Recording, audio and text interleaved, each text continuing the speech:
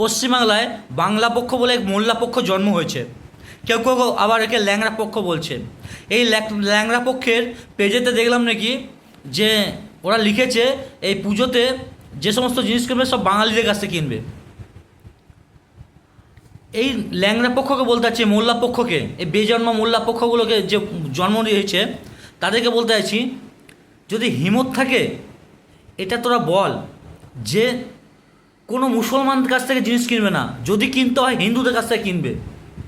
কোনো সেটা যে জায়গারই লোক হোক না কেন, ওয়ার্ল্ডের যেখানেই হোক হিন্দুদের কাছ থেকে কিনবো, কোনো মুসলমানদের কাছ থেকে কিনবো না। কারণ মুসলমানদের আমরা গোমাতা বলি, গোমাতাকে কেটে যে হাতে গরু ওরা কাটে, যে হাতে গরুর রক্ত আছে সেই হাতে আমরা কোনো জিনিস কিনবো না, সেই হাতে জিনিস কিনে আমরা মন্দিরে যাব না।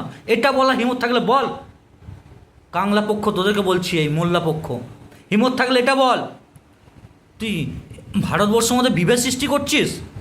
বেজন্মাগুলো মোল্লা পক্ষ, বাংলাদেশে মোল্লার খাটে জন্ম বাংলা পক্ষ কাংলা পক্ষর। তোরা ভারতবর্ষের মধ্যে বিভেদ সৃষ্টি করছিস।